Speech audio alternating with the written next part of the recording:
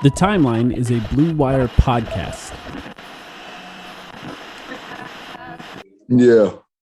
Did that inspire anything? Nah, that's just going to happen anyways. I just think it's funny. Yeah. Nah, it's just all the ifs. And, if was a fifth, we'd all be drunk. If my auntie had some maternal leg, she'd be my uncle. It's a lot of ifs in this game. And, you look at history along the lines, like, there's something that comes up for every team during every season. So, instead of just taking the high route and going, you have to make a comment like that. It's kind of fun.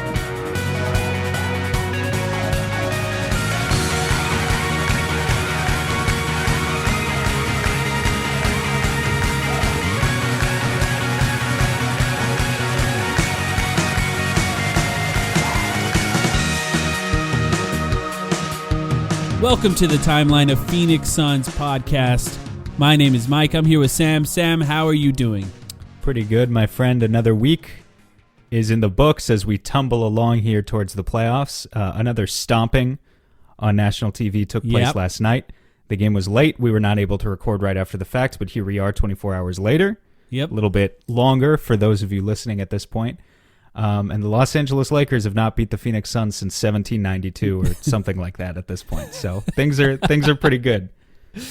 Yeah, and before the game, Anthony Davis, of course, gets asked about the Suns' chances if he wasn't injured, and he says something stupid. Once again, in a game he's not even playing in, giving the Suns basically bulletin board fodder before the game. We find out later after the game, Devin Booker saw it first and took it to the locker room and told all the players about it, which is perfect. It's very Devin Booker of him. And of course, they go on to absolutely dismantle the Lakers without Anthony Davis, who were essentially guarding DeAndre Ayton in that game with Stanley Johnson. And Devin Booker and DeAndre Ayton both had incredible games. I really was hoping for like a campaign scoring game, like where he scored a lot too, just because of the last time they played against each other. LeBron James was taunting Cameron Payne of all players. So I was hoping for that too. But yeah, an absolute dismantling of the Los Angeles Lakers, which, look, I mean, I'm going to enjoy that every time it happens. I don't care how bad Lakers are. For sure. By the way, that was a crafty reporting move to ask that question to Anthony Davis, because we know what they were doing. We can say it. We know what they were doing. They were instigating. Yeah. And I don't actually know who asked the question. I know Dave McMenamin from ESPN is the one who reported it. We saw the tweet from him, but I don't think he actually asked the question. Yeah. So whoever did can step forward. We see you. We know what you're doing. But regardless, even putting AD in that kind of bind to answer, he didn't have to answer like that. No, it was a stupid way to answer. You could say maybe it's a bit of a lose-lose, where obviously he's going to have confidence in his team. He's not going to disparage his teammates and talk about how they were the worst team. But he didn't have to answer like that.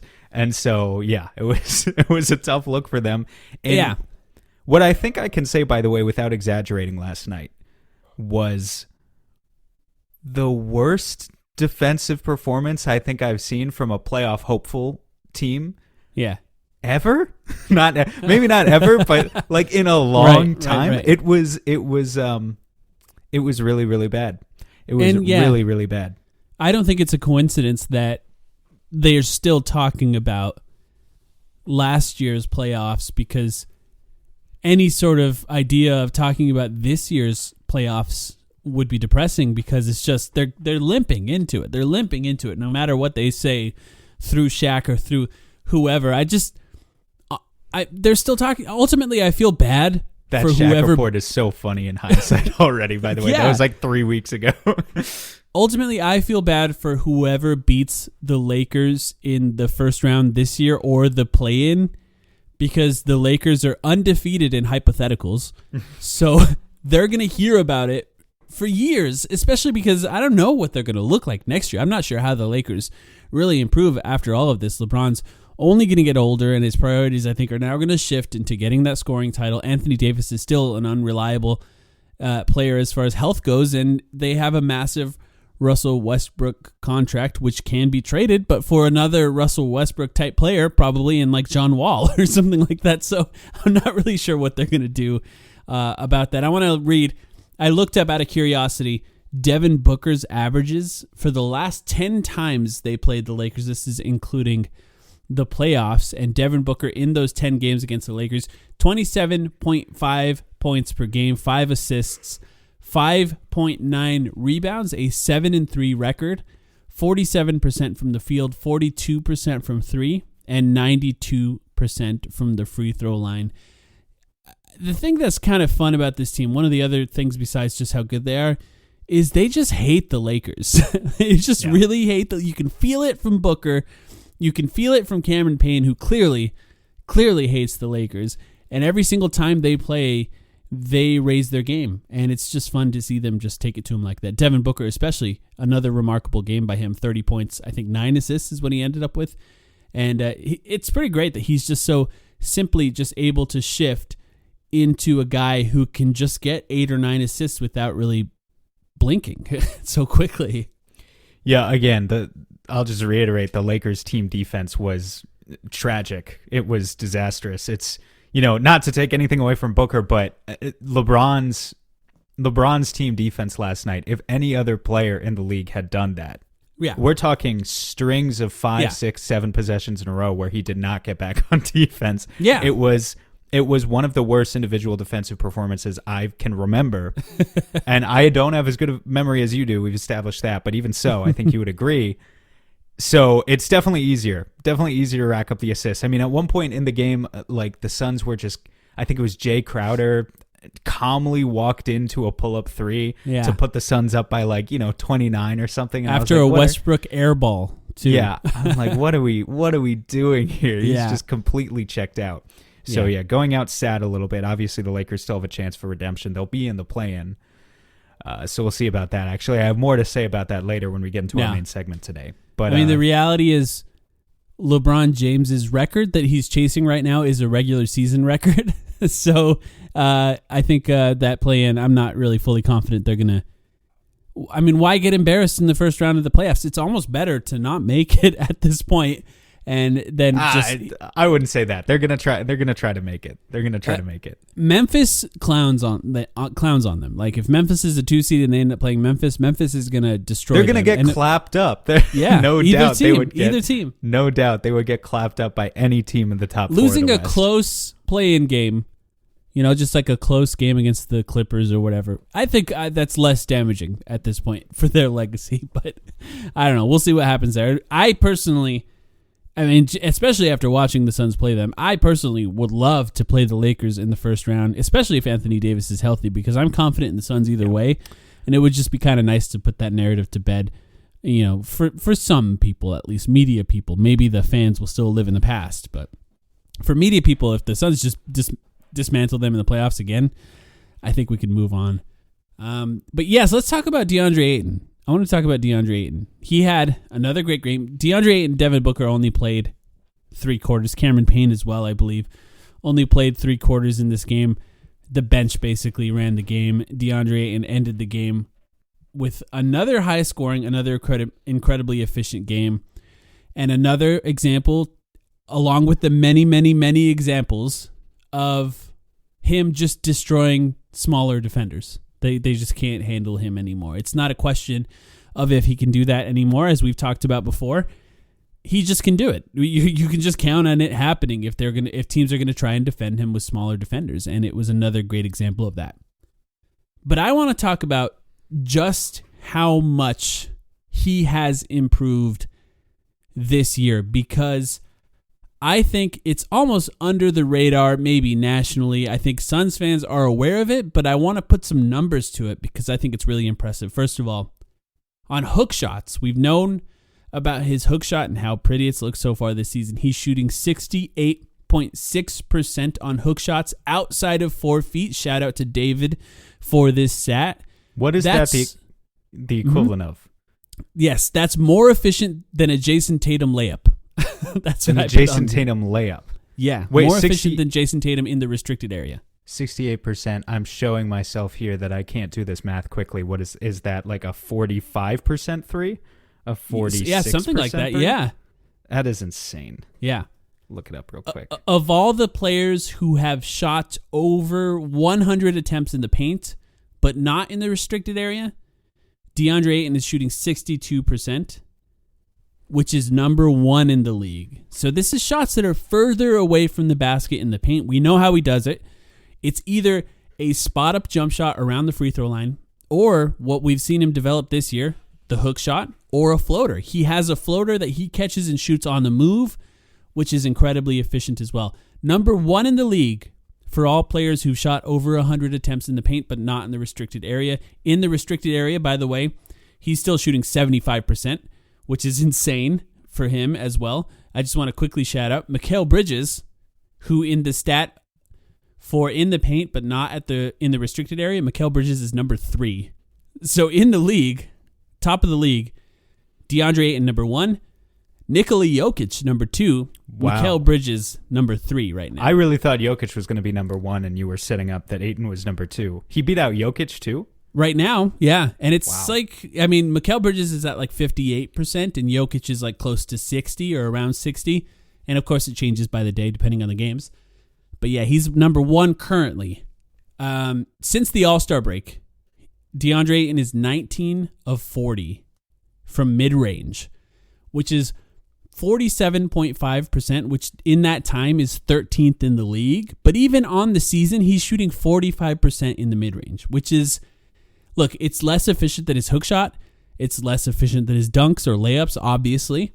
But it's still an incredibly efficient shot, especially when the defense is taking everything else away. If you can get essentially 0.9 points on a shot, on an average shot in that area, that's a pretty good shot. But just to go over it all, in every single one of these categories, whether it be hook shots, shots in the restricted area, shots in the paint outside of the restricted area, or mid-range shots, in every single one of these, DeAndre Ayton has improved this season, meaning his overall efficiency has gotten much, much better this year, and his ability to shoot shots further and further away from the basket has improved a lot. I think the one that I want to point out is the one that's in the paint but outside of the restricted area. That went from 52% last season, and he's currently shooting 62% this year.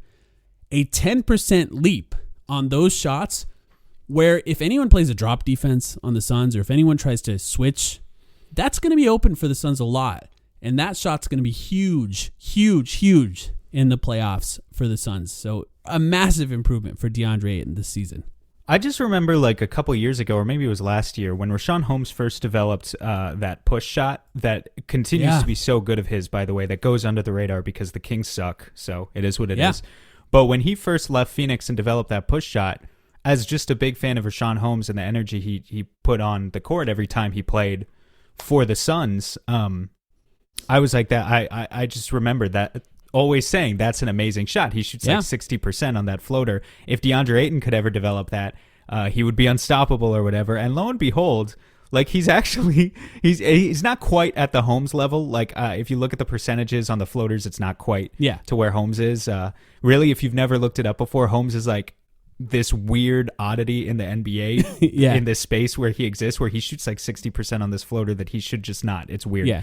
But Ayton has developed that shot, and it's almost as good, and that makes him just way more versatile offensively. In a way. It's happened so fast in a way that I didn't expect. And I think in general, the funny thing about this Suns team this year is everyone ragged on this team a little bit last year, saying, well, of course, the people who are not Suns believers from the get-go, were all saying, well, of course, they went against this team with Giannis that attacks the rim every time and puts tremendous pressure on the rim. And here's this team that relies on mid-range jump shots, and we all know what they need to do. They need to attack the rim more. They don't put enough pressure on the rim. Where are the layups? They need layups.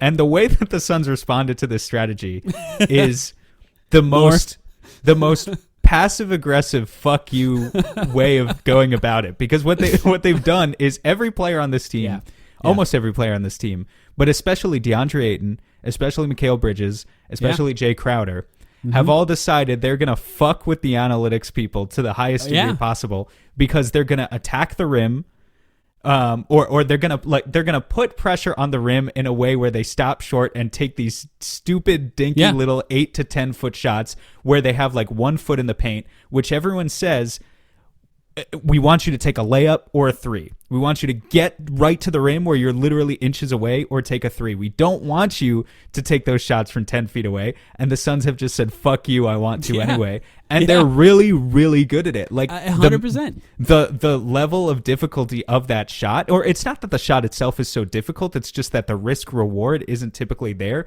So from the math standpoint, you need to have a team or assemble a team of guys who are so good at that shot for it to be worthwhile in building an elite offense, not just a good offense, but an elite offense like the Suns have, being top 3 in the league still in offensive rating. And they've done it somehow. Yeah. they've done it, which is obviously Ayton gets like a ton of credit for that, but there's other guys on the roster too that we've talked about, and it's just kind of remarkable. I think with DeAndre Ayton, what's hard for some people to see when it comes to his improvement, and I think I'm going to say this again, I think Suns fans see it, but just look at how other fans of other teams talk about DeAndre Ayton. They don't see it yet. And it's because he incrementally improves at just about everything year over year. Just a little bit. And just a little bit of improvement for him year over year, it adds up to a pretty amazing player, because we're talking about like the difference between him and Rashawn Holmes, right? Rashawn Holmes, it's almost like Rashawn Holmes plays in an era of the NBA where dunking's not allowed and he just shoots a push shot over and over and over again. Of course, he does dunk, but that push shot is just so much of his offense. DeAndre Ayton in that same area, he can catch the ball facing up to the basket, right? And if a defender's on him and if he's in a standstill position, he can jab step and shoot over him. He can catch the ball on the run in that scenario, and if they close off the rim, he can shoot a floater over them. He can catch the ball in that same area with his back to the basket, whether it be in the paint or on the baseline, and shoot a hook shot or shoot a turnaround jump shot. The variety of shots that he's capable of hitting from that area now, it almost makes it hard for people to recognize just how good he has become. Because it's not just this one thing, right? He's not just dunking it over and over and over again, which I think arguably at this point would be worse because the fact that he can shoot all these shots without any chance really of offensive fouls is important for him, because what he does on the other end of the floor and the importance of what he is to the Suns on defense means that he can't get cheap fouls getting offensive fouls. That means the little hook shots and the little push shots over defenders are important, because that allows him to stay on the court and do the things that he does defensively. Well, hold on. You're talking about cheap offensive fouls and running and dunking a lot. Yeah. Who are you talking about there? Oh, I mean, it wouldn't be Giannis if that's what you're assuming, because Giannis doesn't get called for those offensive fouls. It's okay. I was trying to get you in trouble. That's all. I'm going to throw a stat at you that surprised me. I was prepared to make the case that DeAndre Ayton has improved his efficiency across the board while increasing the amount of unassisted shots that he's getting. And it turns out that's actually not the case. The total amount of unassisted shots that he made, these are made buckets last year, was 28% of his shots, which actually ended up being a really high number for him last year, the highest of his career. This season, that went down to 17.8% of his overall made field goals so far this season. And I just want to preface this by saying this is not saying that he needs Chris Paul to feed him, because I think this year, of all the years of his career, has proven that that's not the case so far this season. But what do you think about that number when I read that to you? What was it before? You said it's 17.8% this season. It was almost 30%, 28.4%. Almost 30% unassisted, down to 17.8% unassisted. This year, yeah. Yeah. I think it's, I would agree with you. Just based on my eye test, it's not what I would have expected at all. Yeah. But I think once you delve into the film a little bit more, well, actually, you had a good explanation for this, because yeah. Do you want to just explain? Yeah, because I don't want to steal your point here, which I think I may be about to do if you let me talk about it for too long. So you go for it. Yeah, I seeded it. What I thought was the types of shots that we're seeing him do, the type of work he's doing off the ball this year, is just so much more than he's done in the past. I think, and his confidence to shoot over guys with strength and size is so much more in the past. So when he seals off, for example, in transition, and just pushes a guy under the rim, catches it under the rim, and shoots a hook shot over him, to me, that's a DeAndre Ayton created basket. because the work he did off the ball and his ability to shoot the shot over a defender, that's, to me, is him. It's all him in eye test. But on the stat sheet, because Chris Paul, Cameron Payne, Devin Booker, Mikal Bridges, Jay Crowder, whoever it is, passed him the ball and he shot incredibly quickly after he caught it, that still counts as an assisted basket. So and to me, the eye test doesn't match up because it's not really about who creates the advantage necessarily. Right. That's not always what assists are. It's just, does he shoot it after catching it, essentially, which is just not really the same thing. It's just also why it's a little bit of a silly stat, at least to frame it. It's not a silly stat because it has use, but to frame it in this way where it's like a zero-sum game and it's either, this guy who created the basket or this guy created the basket, and you forget that it's a team sport and everyone's working towards the same goal. So I think it's important to keep that in mind. Yeah. But absolutely, when he's sealing off like you're talking about, the level of engagement offensively and the level of physicality, that's Ayton, and that's something that we've challenged him to do for years. And now that he's doing it, he does deserve credit for that. So that doesn't mean it's not an assist. It absolutely is an assist. Well, but, exactly. By the way, I just want to go back to something you were talking about a few minutes ago. You were saying, why have people not caught up to Ayton getting this good this fast, so to speak? Because, he's only improving incrementally or whatever. But we also forget, as fun as it is to quote a stat like, DeAndre Ayton is making 68% of his hook shots this season, when was the last time you saw a popular YouTube hook shot compilation that wasn't from the 1970s? You know what I mean? Like, I think we forget his game is so good, but he continues to do it so quietly because so much of what he's doing is just not that marketable. I think winning is marketable, for the record. So I think, the NBA should continue to invest in marketing the Suns, who are an absolutely dominant basketball product. But we see that that's not always the case. In fact, actually, if you look last night, I don't know if you noticed this, some people pointed this out. It is what it is. We should be used to it by now. But ESPN, the only two tweets they made during yesterday's rout of the Lakers. Did you see this? Do you know what they are? I saw one of them. It was the Carmelo Anthony spinner jumper. They tweeted a congratulations to LeBron James for his 10,000th assist. Which is right. They should do that. Which they should do. Created a three-pointer to put the Lakers down by only 23 in the second quarter. And then the second thing that they did was, as you said, posted a highlight of a crisp. I will give Melo credit for this bucket. Yeah. It was a hooper, not a basketball player. It was a certified hoop head favorite. Right. Fake. Right. Into a nice bucket. So I would say, you know what, Melo deserved to have that posted too. But my point is, they didn't post anything about Booker, first of all, which is absurd. But they also certainly weren't posting DeAndre Ayton 8-foot jump hooks. It's just not that, for whatever reason they have decided that is. So how can we disseminate, not the propaganda per se, but the good word? How can we spread the good word to people out there? We're doing our best, but ultimately our reach is still pretty limited to the local scene, and you know that. So we need other people to help us out with telling the world why DeAndre Ayton has improved so much and why he's so good. There are some national media members who are doing that, but it's just not as many. Well, yeah, I mean, you're right. Hook shots maybe are less fun as a highlight, but if Rudy Gobert had it right now, maybe the Jazz have a championship right now. If Rudy Gobert, that's so funny you said that, because I was literally thinking to myself today, if Rudy Gobert shot 68% on hook shots, I could see him being high up in an MVP ladder one of these years. I'm serious too, because it would eliminate all doubt. The issues with Rudy Gobert in the playoffs have never been about his defense. It's always been about his offense, contrary to the belief of so many casual fans out there. And if he could just dominate small ball lineups in the way that Ayton does, to the tune of like we said, the equivalent of a 45% 3-point shooter is how efficient that shot is. Yes. He would be a 20 and 15 guy with elite defense. I mean, he would be prime Dwight Howard, possibly somewhere in that realm, which in some years is an MVP player. So it's not to talk too much about Rudy Gobert there, but it really is crazy.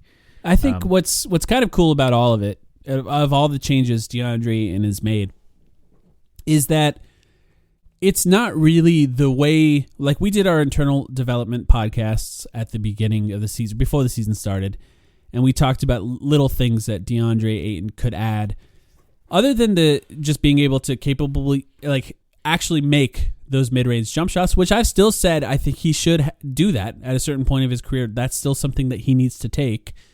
Other than that, it's not really with like dribbling, right? It's not really on the short roll, other than the floater, I guess, is kind of on the short roll. Like, it's not really the stuff we said. In fact, Mark Schindler just wrote about DeAndre, and one stat that he had in there that I wasn't aware of is that over like 85% or something like that of DeAndre Ayton's shots, he's shooting within 2 seconds of touching the ball. And that goes to this unassisted to assisted percentage that we're talking about. And what I think is cool about that is that it's essentially just him just getting better at the things he's good at. This is often how players get better. It's not always adding something new that makes players better. It's getting better at the things that they're already good at. And getting better at the things that you're good at, it makes a huge, huge difference. And that's another reason I think that it's flying a bit under the radar with DeAndre. And do you have anything else on DeAndre and before we get to our last segment here? No, I think we basically covered it. Just that he's been really, really good. I guess the last thing I'll say is I don't even think we were particularly hard on DeAndre after that. There was a game where he kind of... No. Did we ever talk... Game. Yeah, I was getting there. Did we ever talk about it on the podcast? Because I can't even remember anymore. Or was it just a Twitter thing? Yeah, well, it was afterwards because I think it may have been on Patreon, so sorry if you guys missed it. But yeah, we were... Yeah. We talked about it, but we were not. So there was that game. There was that game last Friday, not last Friday, but the Friday before last Friday when Cam Johnson hit the game winner, and DeAndre really, really struggled in a game against the Knicks. Just his stats were bad, but also effort-wise, you could tell. And he only had 3 rebounds, and it was kind of the culminating point of Suns fans just arguing about rebounding online, which I think they had reason to because the team at the time was struggling in that regard. Since then, he's averaging over 20 and 10 a game on 70% shooting. We've outlined for the past 15 minutes now just exactly how he's been so good. But I think it's important just to reiterate that there are bumps in the road with this guy, as there always are with any prospect. And with DeAndre in particular, when he's demanding a max contract, in my opinion, it is always, always, always okay to hold a guy like that accountable and to critique him, particularly when the effort is off. Not when it's a game of he shot 4 for 12 because his shots just weren't falling that night, but particularly when you notice in the small things that he's supposed to be doing on the glass and on the defensive end. It is always okay to criticize a guy like that when he wants to be paid $30 to $35 million a year. That's fine. So we will continue to do that for the record, but the fact that he always responds to performances like that, and is able to be held accountable and then respond, and when he does respond, he responds for a longer lasting period of time. He had one bad game. I mean, he had a couple bad games, but he had one, but not many. He had one really bad game, and he's responded with 5 great games. And I do think he deserves credit for that. If you're gonna criticize, you need to also praise the good. He's been damn good as of late, and has been not perfect because no one is, but almost as consistent as you could ask for. If you're a Suns fan. So exactly. And I think that's the point that I wanted to make there, just to add on to what you're saying. He had those types of games were more common previously in his career, and they're just not very common at all anymore. It's just so rare. And after every single one, he bounces back with another great game. And it's really unfortunate that the Suns have the ownership that they have. We don't really know who made the decision on his contract, but like him improving this year was a given. He's improved every single year that he's been on the Suns. So him reaching this level, it's not really a surprise. And it would be nice if he was locked up so we didn't have to worry about the potential changes that could come this summer. The Suns do have full control over his contract, but they don't have full control over whether or not he wants to be here. And he definitely did in the extension talks. And it would be nice if he is just brought back relatively easily at some point this offseason. Of course, we're going to talk about that later. We're going to take a break right now. When we come back, we're going to break down the biggest questions that we think the Suns need to answer before the playoffs begin. We'll be right back.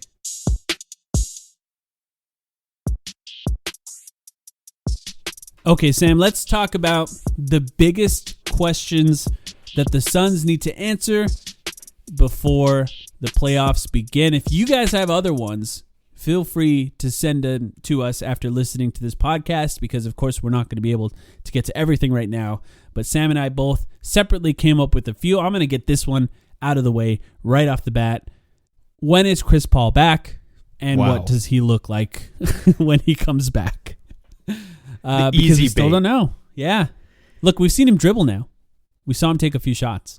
All the guys at practices are sending us these like spy cam footage of Chris Paul from way across the court shooting shots and taking dribbles. They're all zoomed in on their shaky iPhones, but we've seen it. We've seen him do a little bit, and it's clearly he's not close. He's still wearing the cast. It's been about 3 weeks, and it could be before the season ends. The hope at this point, I think, for Suns fans, not a lot of analysis here, I know, but the hope for Suns fans, I think, is that he comes back before the season ends, because it would be nice to get him a few games with this group who has now sort of been able to develop a little bit more without him eating up a lot of the usage rate.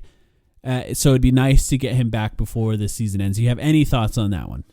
Well, it's a great question because it's the most important question, and it's a dumb question because it's completely speculative and we have no idea. So, right. So good job. Obviously, we had to say it. We had my backhanded compliment. It's by far the biggest question. It is by far the biggest question. You're absolutely right. Yeah, I mean, I'm in total agreement with you. It's just, let's hope we get him back with a week or two left and get a few games under his belt. That would be ideal. My ignorant opinion, based on the practice videos I'm seeing, is that it looks like he's coming along pretty nicely on that timeline. So who knows? Okay. I certainly hope he's on the quicker end of recovery time there, and we'll be back before the playoffs start. He's a sicko, as we know. Yeah. So, I think really something insane would have to happen for him to miss a playoff game. Something would have to be wrong.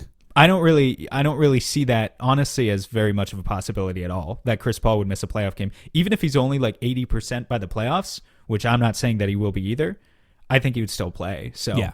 It's I'm not worried about that. But if it's the Lakers, maybe he doesn't have to. That's fair.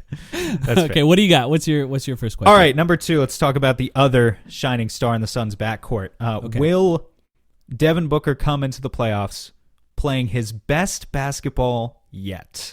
Right. And I wanted to highlight, because we didn't really get a chance. We talked so much about Ayton, which I think was worth it. We needed to do that. But we haven't really talked about Devin Booker yet in this episode. So, to be clear, he missed some games in the middle, but in 6 games now without Chris Paul since the All-Star break, Devin Booker is averaging 26.7 points, 4.7 rebounds, 8.3 assists, 2.7 steals per game on 50, 41, 89 shooting splits. He's been obviously remarkable. We touched on the Lakers' performance there with 30 points and 9 assists. He just made it look easy. Yeah. But I think in 3 quarters, I think it brings up an interesting philosophical question now that we've got like 15 games left. We've seen what it looks like when Devin Booker is running the show. We've seen, frankly, we can just be honest, we knew this would be the case, that the Suns are a worse team because it's as good as Booker's individual performances have been. There are certain teams that are finding ways to take Booker out of the game. The Raptors were able to do it last Friday, for instance. Not take Booker out of the game because he's still got his stats in that one too, but you know what I mean. The traps with multiple guys who are switchable and 6'8" or 6'9" or whatever. He struggles like anyone would struggle in a heliocentric approach the team to their offense. Yes, exactly. That's what it is. The team struggles around him to fill the hole that Chris Paul has left behind in the offense. That's basically it. So we've seen Devin Booker in this predicament for 6 games now. And the question is, for the next 15 games and going into the playoffs, is this exactly what you want to see? Is it the challenge that's motivating Devin Booker to play his best basketball and ramp up into gear so that he's firmly ready for the playoffs when some of those traps and other interesting defensive schemes come along? Or are we viewing this more as, in spite of his great performance so far in these 6 games, as a burden, and you want to do what you can in the last couple weeks of the year to lessen the burden on Devin Booker's shoulders as much as possible, so that, God forbid, nothing happens to him either. What do you think of Booker's performance in general recently and kind of about that? Where are you on that side of that spectrum? I think he's been really great. And actually, there was a study that I read about, and I for those who don't know, Sam and I don't share these questions with each other ahead of time, so I didn't prepare. But there is a study about when star players are injured on good teams, the teams actually play better if they are minor injuries after the star comes back because of the time that they were allowed to do more things in the meantime. So if you're like bright siding this, right, just talking about the bright side of an injury, it is that these guys have more opportunity to do other things and try other things. Monty has to try other things. We've seen him do different things defensively and offensively. And that means that when Chris Paul is back, they can now fold those extra skills or whatever it is, packages or whatever, into that, and it allows them to be better. So I think if we're trying to look on the bright side, I think that is something that they could do better. Now, I want to mention, though, as far as traps, because we haven't really talked about it, traps are a whole team thing. And what happens when Devin Booker is trapped in particular is that he's not like Chris Paul where he can just kind of dribble between them because he's small and crafty. It just changes the whole play. The entire offense comes to a stop. And to me, it's no surprise that they're struggling a little bit with these traps right now. They did better in the Lakers game. The traps are not as they're not as scary. They were terrible. The Raptors are throwing really, these 2 6'8" really guys at you with 7-foot wingspans, and that makes it hard to pass out of traps. But Devin Booker's getting trapped now, and Aaron Holiday's on the court, or Landry Shamit's on the court, or Cameron Payne's on the court. When Devin Booker's trapped with the normal starters, with Chris Paul, Jay Crowder, Mikal Bridges, DeAndre Ayton, they know what to do. They're very prepared because the play is thrown out, and they do what they all move into the proper spaces to take advantage of the trap. So it's no surprise to me that they are struggling a little bit right now because there's these just different configurations of lineups that are on the floor with Booker when he's getting trapped, and the guys need to find the right places on the court when that happens. So I think, first of all, the traps are going to get better. The Suns just have so many good players. They're deep.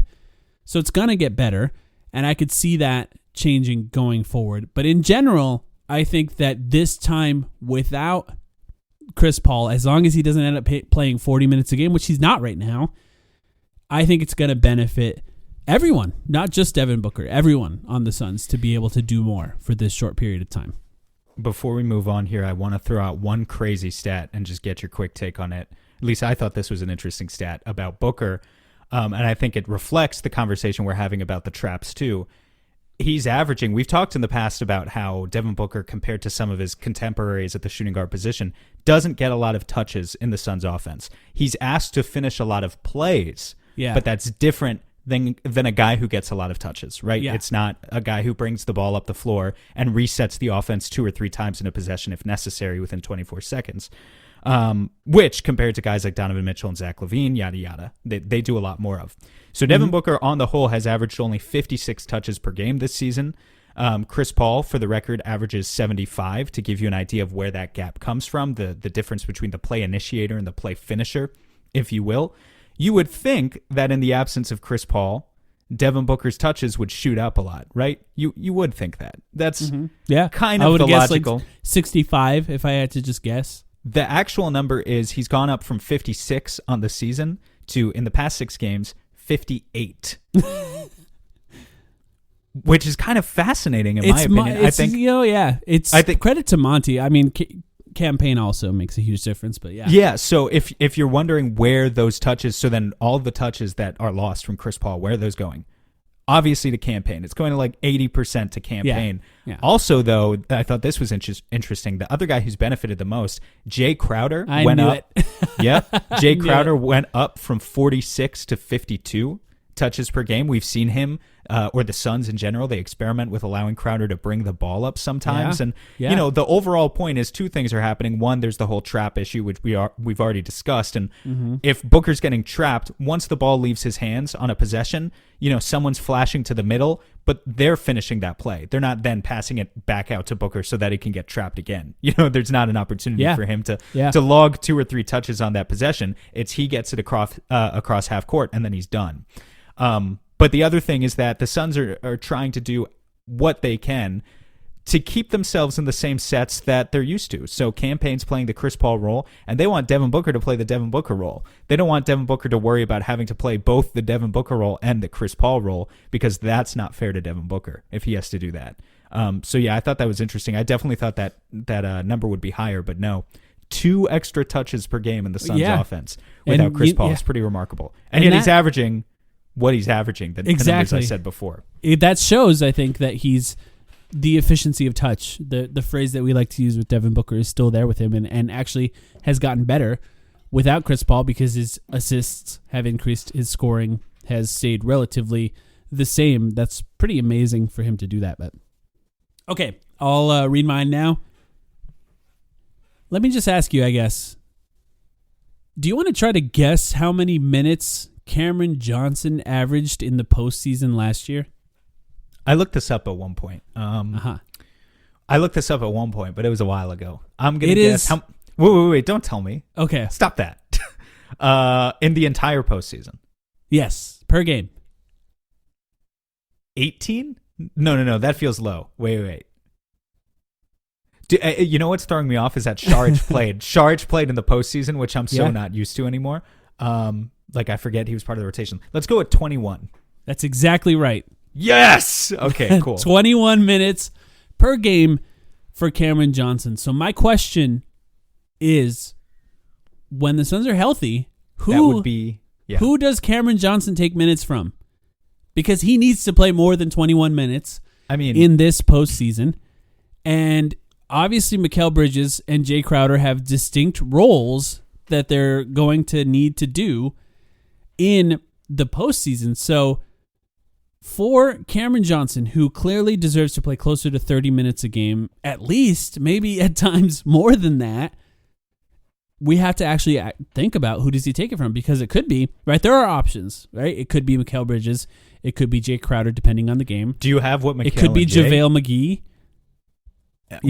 Let's just tease the fact right now. We're going to have a whole conversation, I think, next week about what the playoff rotation should look like, because I think at the end of the day, there's far too many playable guys right now in this rotation. Yeah. And at the end of the day, if you go into a final series, we know only 8 of those guys are playing. There's like 13 guys you could play, but only 8 of them are playing. So we need to talk about that at some point. What do you have the numbers for Mikal and Jay there? Did Mikal average I don't have it up. Because if Mikal averaged like 40 minutes per game, yes, Mikal Bridges is great, but he doesn't need to average 40 minutes per game if Cam Johnson is playing 20. I think that's fair to say. But he always does, though. I know. I mean, because he's the Iron Man. You know why? I mean, he's the guy that's guarding everyone. Yeah. He never gets hurt. It's like, Monty loves him on the court, and for good reason, obviously. Let me bring it up. Playoffs per game. Let's see who averaged the most minutes. It was Devin Booker, 40.4 minutes per game. Wow. DeAndre Ayton, 36.4, number 2. Shout out to him. Wow. Mikal Bridges actually only 32 minutes per game. So lower than you would expect. You know what it is? It's because all those Jay Crowder 33. So Jay Crowder's because all of those fourth. All of those Denver blowouts skewed the numbers a little bit. Yeah, you're probably right. Yeah, that's a good point. Although they did play the fourth quarter. I'm only half kidding. No, it definitely made a difference. This is not like the true playing time. Torrey Craig averaged 12 minutes a game, by the way. So maybe that goes down right away. You can just count on Cameron Johnson taking some of those. I have more to say about that in a sec. Dario Saric's 10 minutes a game, right? So there's that, just as you talked about. Dario was playing backup center, though. That was center. That's so low. Yeah. Every minute was center, I think. And then you played. But then I remember you went into the final series and Dario got hurt, obviously. And was that game 1? He got hurt in game 1. Yeah. And they tried Frank in a couple games, but it overall was a disaster. And the reason I know this, I was literally just looking at the box scores yesterday. And in most games, they tried Torrey Craig for like 10 minutes as the backup center because Frank was that much of a disaster. By the time they got to game 6, they gave up on even Torrey Craig entirely. And I think they just played 7 guys. Or they played Torrey, but they played him for like 2 minutes. Like, it was insane. So there's a lot of interesting questions there about where do you fit in a JaVale? Where do you fit in a Bismack? There's like all sorts of options, but it's going to get interesting. Sure. I think the main point that I want to make, I guess, with this is that he needs to play more. And it's not even a question anymore. It's just he needs to play more. We have to find more minutes for Cameron Johnson. We talked about him on our last episode. We have a YouTube video about it. If you haven't watched it, check it out. There's so much development that's happened within Cameron Johnson this year. Still currently injured, hopefully back soon. And if he continues to play like he did before his injury, I mean, he's arguably the fourth best player on the Suns at that point. I don't know. Like, it's pretty high up there. I don't know. It's tough to even rank them. But his agent definitely deserves to be high up there in the minutes. He certainly doesn't want another postseason run of 8 points per game or whatever, coming off all this hype during the regular season. Yeah, he's better than that. Yeah, he is better than that. Yeah. Okay, related to a different wing. My next question. Will the Suns get what they paid for in Torrey Craig? That's interesting. This is a minor question. Because he's been bad? Is that is that your point? Well, when you put it like that, I mean, you don't have to be so reductionist about it, but in essence, I felt that it was important to bring this up at this point just because, we talk about the good and the bad here at the Timeline podcast. What are we called? The Timeline podcast. Here's the part that maybe this might be extra for me to do this. Do you want to know Jalen Smith's numbers since the All-Star break? Yeah. I would love to know that. Part? Yeah. All right. Jalen Smith, since the All-Star break, is averaging 12.8 points, 8.2 rebounds, 1 block per game on 66% true shooting for the Indiana Pacers. Have the Indiana Pacers won a lot of games since acquiring Jalen Smith? The answer is no. More than the Kings, though. That's true, more than the Kings. I would not say that this is necessarily reflective of anything. Jalen Smith was not going to play minutes for the Suns, certainly not in the playoffs at all. Yeah. No. So I think regardless of what you think Jalen Smith might be in the future, that looks like he does have a future in the NBA. I've always said it wouldn't surprise me, though, if you just gave him minutes on any bad team. If he averaged 15 and 10, that doesn't necessarily mean he's playing good quality NBA level defense that you can build on in building around him on a good team. So to be honest, I haven't watched a single one of these games. I need to actually watch his Pacers film to tell you if he's just putting up numbers or if he's playing NBA quality defense. So I couldn't tell you. Those are good numbers, though. Torrey, on the other hand, who I'm a fan of Torrey Craig, but let's just talk about the facts. He's shooting 8 for 43 from deep since rejoining the Suns. That's 19%. His here's an advanced stat. His offensive box plus minus at this point is a minus 5.5.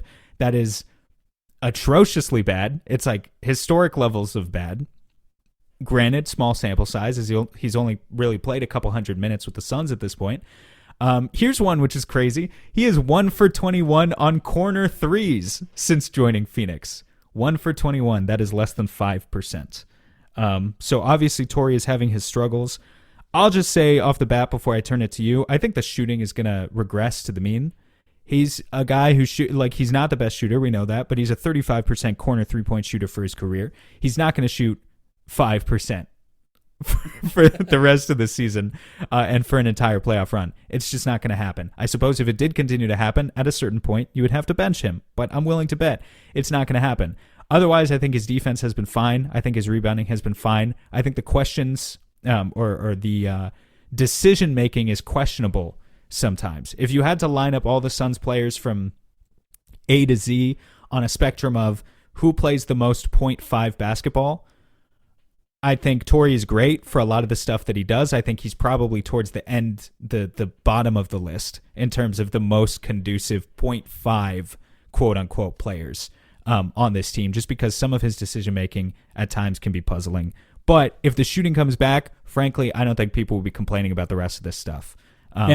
Do you have anything to add here on Torrey Craig, who is fighting for a rotation spot at this point, I would say, fighting for an opportunity to prove that he deserves playoff minutes like he received last year?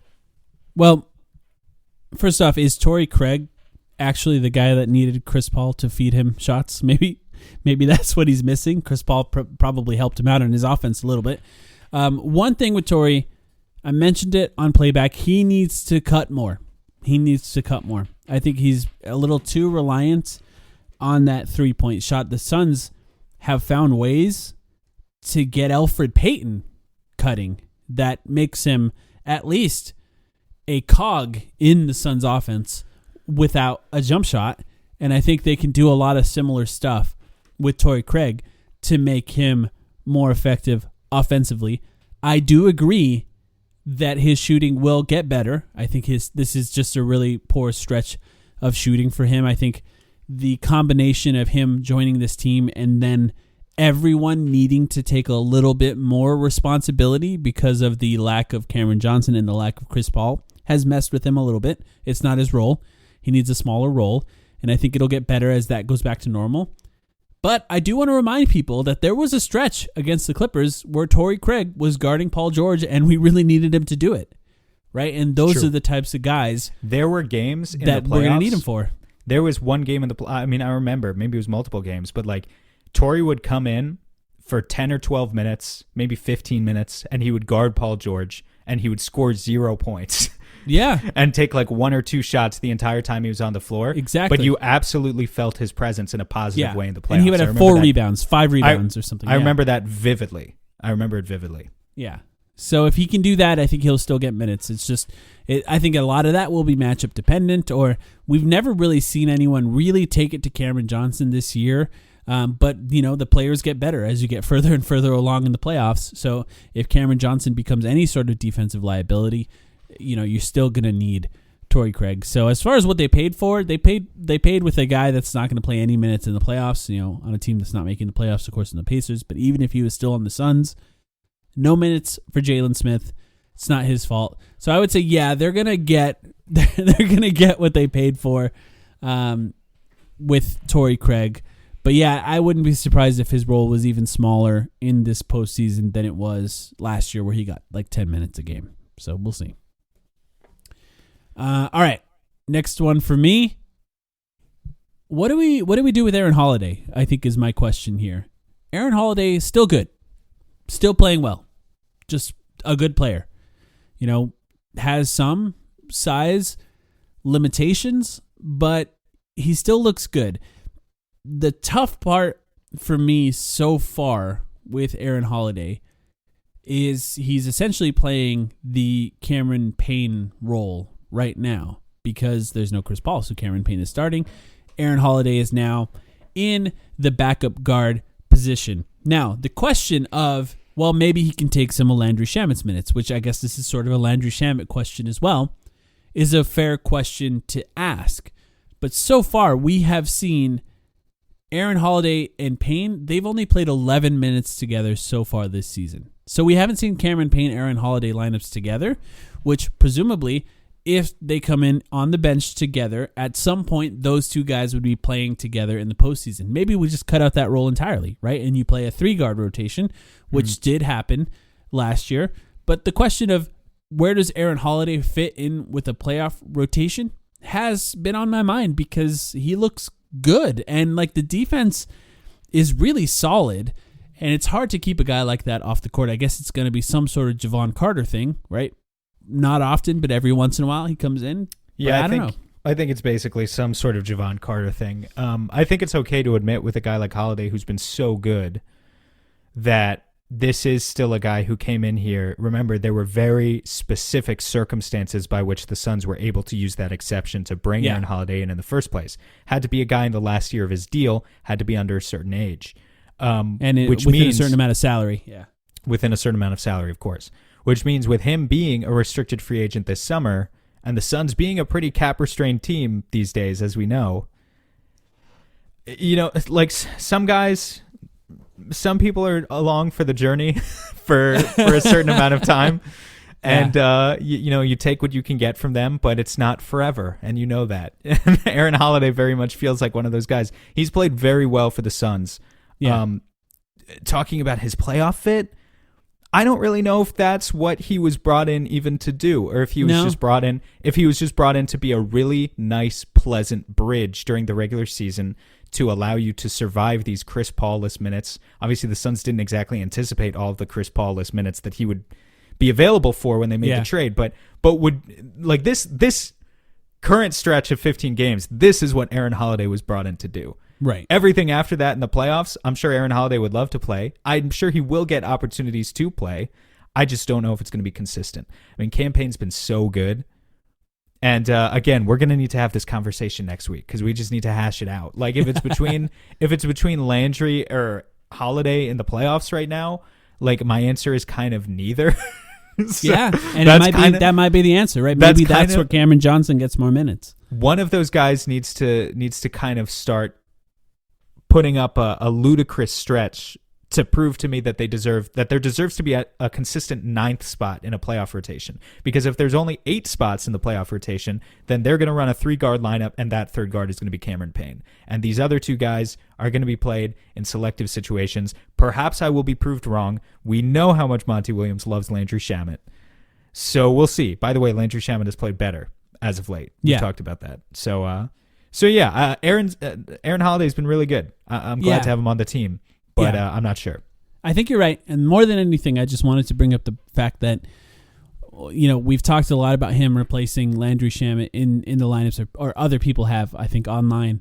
And we just haven't seen him with Cameron Payne yet. And I wanted to bring up that stat that they've only played 11 minutes together. So we don't really know how that'll work. You have one more, right? Yes, last one. This one's kind of a cop-out one too. But will the Suns, or to what extent will the Suns be able to anticipate their playoff opponents? Right. Yeah. Just I wanted to quickly touch on, sort of start segueing towards ending things here. We have a couple more items to talk about after this, but it'll be quick. Just, one of the things that people don't talk about in terms of the play-in is there was always this advantage. When you're the top team in the conference, you're on everyone's scouting report. Right? The Suns don't benefit from the kind of surprise factor that maybe arguably they benefited from last year, where people kind of counted them out. Everyone sees that they're 8 games ahead of everyone else, 8 games ahead of the pack at this point. And so everyone, including all of the play-in hopefuls, are preparing for a Phoenix Suns showdown in round 1 if they can get there. Now, does that mean any of those teams could actually beat the Suns no matter how much preparation they put in? Who knows? We all know that the Suns would be favored in any matchup against 7, 8, 9, or 10, no matter who it is. But there is a certain advantage, I think, that all of those teams get that kind of goes underrated, where they get to think about the Suns and basically spend their entire season just thinking about how can we beat the Suns. And the Suns have to go into the play-in tournament, which never used to be the case, and they don't know who the fuck they're playing. And specifically, when you look at the teams that it's going to be, it's kind of interesting because the T-Wolves are there at 7th. If you play the T-Wolves in the first round, I think it's going to be a really interesting series. But they're going to be a team that, Cat's going to play defense at the level of the screen. Mm-hmm. They're going to play aggressive. They're going to try and muck up passing lanes and just generally create fast break points and kind of create this chaos, this controlled, chaotic environment for you to play in. That's going to be their brand of defense. Whereas if you slip one spot, not the Suns slipping one spot, but if you play the Clippers, the 8th seed instead, they're going to be kind of, in a lot of ways, the antithesis of that because we played that team a million times now. They're going to throw a million different 6'8" guys at you and simplify their scheme as much as possible and just switch everything and try to bother you that way. So it's a completely different style. If you play the Lakers at the 9th seed, they're not going to play defense at all. So it's just, you don't know really what you're preparing for here. And I guess the moral of the story is we just won't know until we actually have to go into game 1 of the series. So obviously the Suns will have the rest. These other teams will not have rest going into the playoffs because they'll be busy in the play-in tournament itself. Mm-hmm. But yeah, I think it makes it a little bit more difficult than it used to be for a number 1 or a number 2 seed in this position now with the play-in, which people don't typically talk about. That inability to anticipate who your opponent is going to be. Any situation where a 1 seed loses to an 8th seed, no matter who it is, would be disastrous. But you want to give yourself every possible advantage to essentially take care of business as quickly as possible. And I think it could be more difficult maybe than people are giving it credit for in general.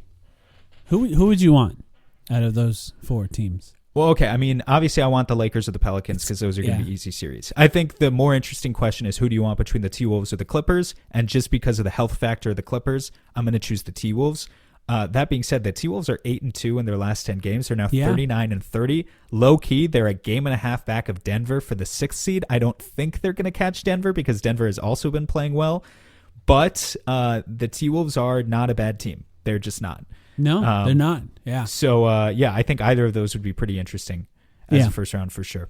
Yep. I think I agree with that. And it's just a problem that we talked about last year. I think that will remain. I think people have thrown out the idea of the first seed being able to pick their opponent out of the 2 play-in teams. And I don't know that that's I mean, I guess it's an advantage if one team is significantly worse than the other. But I think you're just giving that team so much bulletin board material that I don't know that that's a great way to go about it either. But yeah, that's the type of thing we're just not going to know until it's over, because those play-in tournaments are, the first one is single game elimination, and then the final one that is going to be who plays the 1 seed is just a game, and either team could win that game. So we'll see what happens. Last one that I wanted to talk about is just the Suns signed a player, and we just have to talk about it. Ife Lundberg, who is right now the greatest Danish basketball player of all time, because he's the only Danish basketball player ever to make the NBA. This surprised me, by the way. I know Denmark is a small country, but it surprised me that we're still finding European countries that have not had an NBA player at this point, frankly. Yeah. So congrats to Denmark. I saw some Danish basketball fans kind of tweeting about this the day of, who just seemed, Mort, for instance, who seemed very, very excited by the signing, and I think that right there is just a great thing for the global community of the sport. He needs a visa, so he's not with the Suns yet. He was playing in Moscow. He's basically the first player to leave due to the war in Russia and Ukraine, and now he is on the Suns. Like, the Suns were able to sign him. He's 6'3", 6'4". He thinks of himself as somewhat of a combo guard, according to Mort, who I did talk to about this as well. So it is interesting that they signed another guard, and right now he would not be eligible to play in the playoffs. He signed a 2-way deal that lands him with Ish Wainwright, in 2 players who are unable to play in the playoffs right now. Now, the question is, at some point, would you rather have Ife, Ish, or Elfrid Payton to be available to play in the playoffs at some point? Because you can cut Elfrid Payton and move one of those guys up to a full roster spot. I'm not sure that the Suns are going to do that. I have a feeling that things are just going to remain the way they are. If it's just going to be insurance in case the Suns need another guard to play, like if Aaron Holiday or Cameron Payne get injured and they have another guy that's more capable of doing stuff on the ball, potentially, than Elfrid Payton. I don't know if that's true or not. We're going to have to see him play. But what do you think? I think it's pretty interesting because it's hard to tell in this. This is such a weird, unique circumstance that Ife finds himself in, having played in Moscow, where the Suns are, I think, one of only 3 or 4 teams that still had an open 2-way spot. So there were only a few teams that could go after this guy, and I feel like the Suns kind of just locked him down almost. When I say as a courtesy, I don't mean entirely as a courtesy, but like the opportunity to bring the top available now international free agent who is in this very precarious situation into a place in the NBA where they were one of only a few teams capable of doing it. Does that necessarily mean that they have any plans to ditch Elfrid Payton, who they signed at the beginning of the season, and give him the spot instead? I don't necessarily think so. I don't see any indication there. But there will be minutes available for him to play himself into the rotation in the next 10 games if he can get here in time without Chris Paul, assuming that Chris Paul misses another, say, 10 games.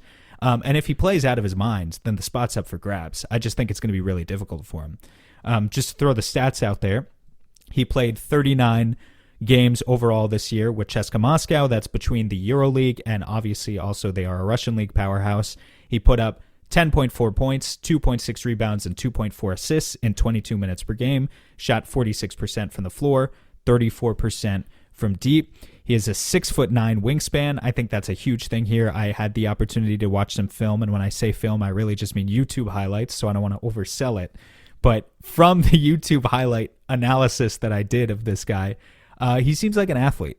He seems like an underrated athlete, and I think the prospect of when you're bringing a guy over from Europe to the next level, seeing how their athletic abilities translate sometimes can be tough, but certainly with the measurables he has, a 6'9" wingspan, a 3-point shot that seems to be improving, and the ability to switch kind of 1, 2, 3 and play multiple or either guard position, there's something there. So I think it'll be interesting to see if he can translate to the NBA for sure. Yeah, I think we're going to have more to talk about when it comes to him later. Obviously, we don't know when he's going to get to the Suns. I think it's a cool thing that happened, and it would be cool to see him play some minutes, especially if the Suns are able to create some minutes for him by destroying teams and opening up garbage time minutes going forward. So more about that later. Sam, do you have anything else before we go on this one. Just really quickly, as long as we're talking about cool things that are happening in the Sun sphere, let's talk about Bismack Biyombo being a good person. Yes. Because that story came out this week. The fact of it happening that he is donating his entire salary this season to build a hospital in honor of his late father who passed away last year in the Democratic Republic of the Congo. That's obviously Biz's homeland. Just how amazing has Bismack Biyombo been for the Suns culture as well? Yeah. I'm almost ashamed to say, actually, frankly, as someone who follows the league as closely as I do, when Biz was signed, I had this lukewarm reaction of like, I liked the fact that they were picking up another big at the time because they were struggling with COVID protocols. But I had a lukewarm reaction to everything else about it. I just kind of felt neutral. And there were these people around me, people on Twitter, mutuals, who were saying, Biz is a really good guy. Like, you're going to be happy that you have Biz in Phoenix. He's a really good guy. And people just kind of kept stressing that over and over again. I'm almost ashamed of the fact that this is a longtime NBA veteran who has played for 10 plus years in the NBA now, who I've always been aware of. But that he's slipped under my radar to this extent because he's so quickly become, in my eyes, just an amazing story, an amazing human being to root for on the basketball court and off. So I think that was an amazing story. Do you have anything to say about that? In honor of his dad, too, I think that's just another cool thing to be able to honor his father who passed away before the season started. It's really amazing, and it is great to have him on the team. And look, the reality of his situation is his time with the Suns probably secured him another deal after the Suns, whether that be with the Suns or other places. So it's nice that he was able to come back to be able to do the things that he's done, to donate money, and probably secure some more money for his future and the rest of his career, which we know, knowing him, he's going to do the right things with. So yeah, it's been a very cool thing to watch Bismack Biyombo with the Suns. And if you want to donate money, you could find a link. Just Google the story. You'll find a link to be able to donate money to the exact cause that his money is going to. But yes, I'm glad you brought that up. That is a great way to end this podcast. So thank you everyone for listening. We'll be back with a normal Patreon episode. If you'd like to sign up for our Patreon, you can sign up at patreon.com/thetimeline. We're doing another watch party this Friday once again, and then next Thursday, which is going to be a game against the Denver Nuggets. We appreciate you guys, and we'll be back very soon.